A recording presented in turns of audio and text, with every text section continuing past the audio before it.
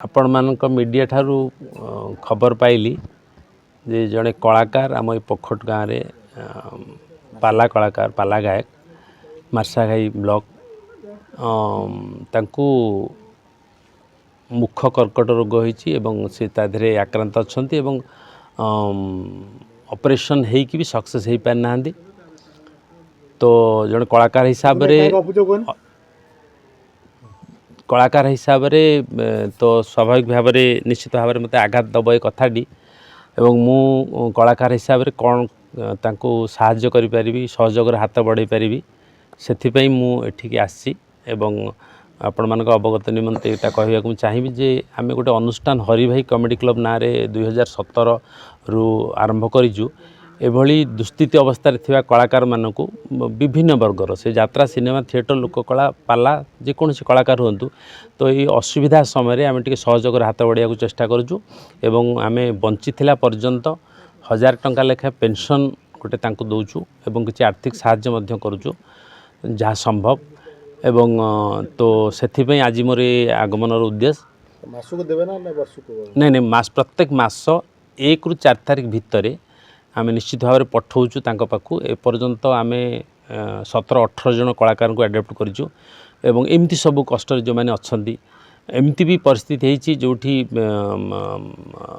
माने कहार पिला नहांती पुओ झील नहांती एकुटिया अच्छा परिवार रे कि एमती भी कष्ट अच्छा सब प्रकार सब वर्गर कलाकार मान पाखु जाऊँ जो मैंने एमती असुविधा अच्छा प्रत्येक मास 1 रु 4 तारिख भितर आम जमती 1000 टंका पाखु पठाऊँ अकाउंट रे पठाऊँ एवं बेसी नहीं 16-17 जन को आम एपर्तंत आडप्ट कलुनी से मुझे जमी आसिली आमर प्रशांत दास सागर कथा जे सरकारी साहाय्य से वर्तमान वंचित अच्छा कौन प्रकार हो जे तांकर जो सरकारी साहाय्य सांगरे कनेक्टिविटी नाही तेणु मुझे कथार जा उपलब्धि कली तेणु वर्तमान ये आमर जे अच्छा केन्द्रापड़ार डीसीओ सागर कथा फोन ने आपण मान सम्मुखें एवं कल्चर डायरेक्टर सागर कथा एवं से माने सहयोग करने को आगभर अच्छा जहाँ जहाँ सरकारी नियमावली कार्यपद्धति कहली एवं मु निश्चित भाव में जोगाजोग करी एवं माननीय मंत्री सागर मु विषय आलोचना करी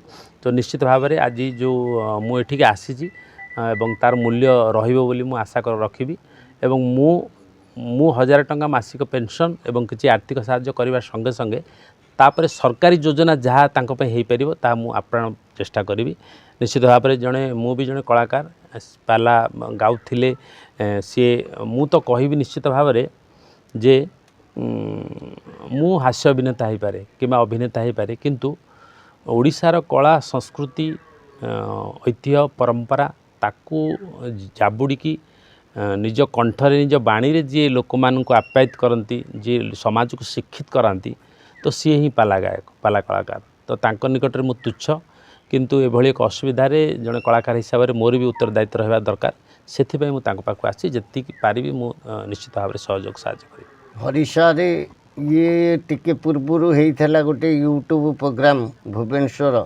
जयश्री धल मैडम करते से आपण मानक तत्वावधान से बाहरी था पेपर हरिशा रे जा हो ताको पढ़ी से द्वारा मु किसी सहयोग पाई पार नथिली हरिशा रे मो नंबर टी कलेक्ट करी मो संगे कथा होते कहले किसी सहयोग पाइच मुझे सार किसी पाइनी तापरे सी भांगी पड़ते भांगी पड़ी कहले हाँ मुझे आपन को भेट करी जाए जहा हो आज परम सौभाग्यर दिन सी आसिक ये दिन दरिद्र पाला गायकटा पाखे उपस्थित होती सहयोगर हाथ बढ़ावाई सी उद्यम प्रकाश भी कर सारी आ डीसीओ कतिकी फोन भी करते केमिति कौन कलाकार भत्ता गवर्नमेंट सहयोग हो पार ये प्रचेष्टा भी से कर जीवन में मु सहयोग केवल पाई बहुत बहु प्रकार सहयोग एपर्यंत से करी आसी आम पाला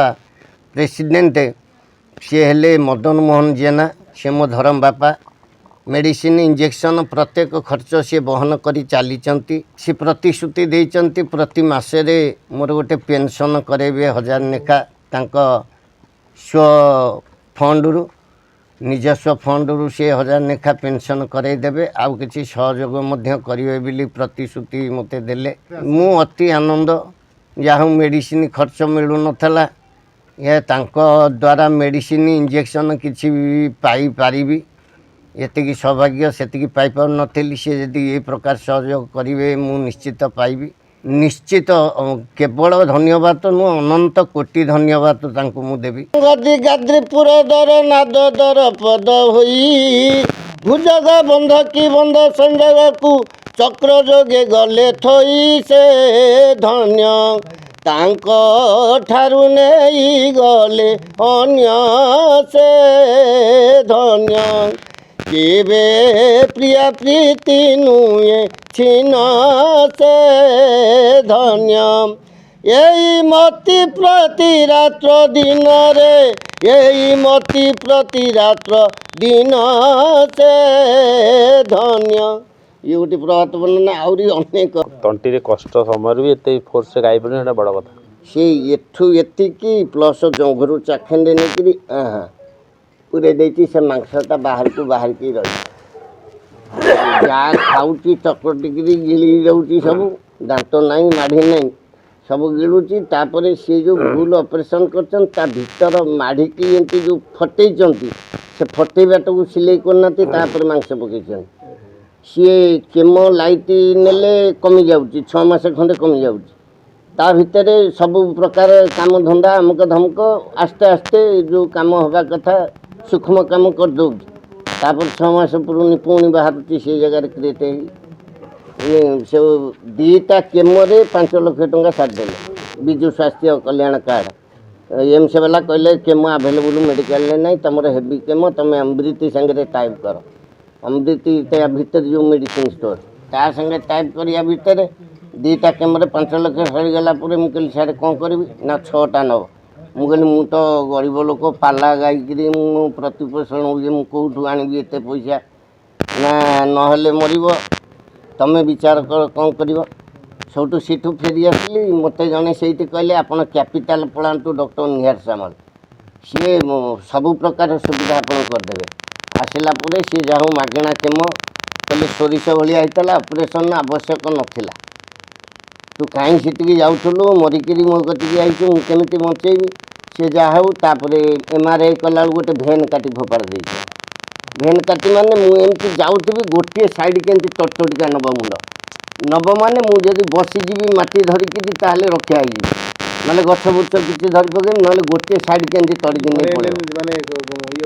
ୱାନ୍ ସାଇଡ଼୍ ବାଁ ପଟୁଆ ଆଉ କେତେବେଳେ ଡାହାଣ ପଟୁଆ ଏମିତି ହୁଏ।